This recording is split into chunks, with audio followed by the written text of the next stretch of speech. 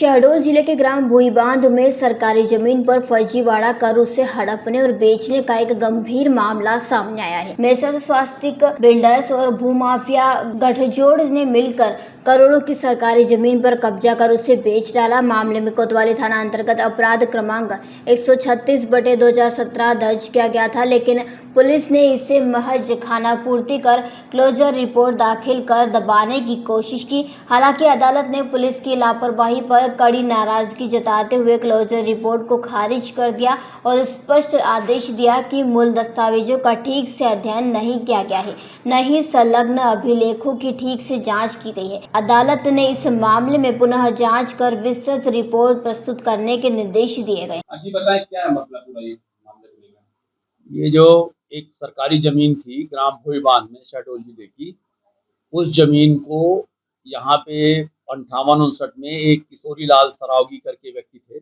उन्होंने 2 व्यक्तियों से उस जमीन को अपने नाम करा लिया था, जिसमें एक व्यक्ति की 15 डिसमिल जमीन थी, एक की 20 डिसमिल।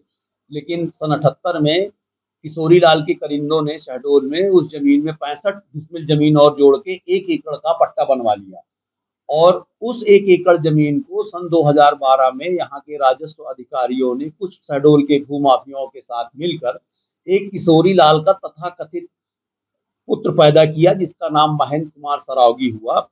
और उस महेंद्र सरावगी ने, जिसके बाप का नाम पन्ना लाल सरावगी था, वो किशोरी लाल सरावगी का लड़का बनकर उस जमीन को अपने नाम नामांतरित करा दिया और बाद में उस जमीन को कलेक्टर की परमिशन से इन भूमाफियाओं को बेच दिया।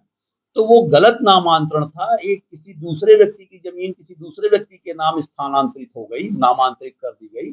उसके आधार पे ये प्रकरण पंजीबद्ध कराया गया था, जिसका FIR मैंने 2017 में कोतवाली शहडोल में कराया था। उसके संबंध में पुलिस ने जांच की और जांच करने के बाद पुलिस ने भी कुछ आर्थिक साठगांठ इन भूमाफियाओं से किया और उसके बाद इन्होंने खारजी माननीय मुख्य न्यायिक दंडाधिकारी शहडोल के समक्ष पेश की।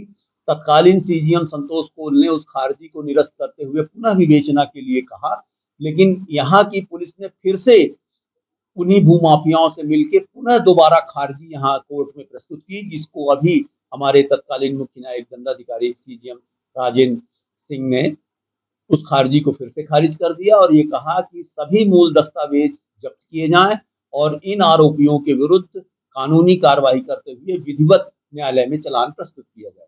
शहडोल से दीपक कुमार गर्ग की ये रिपोर्ट।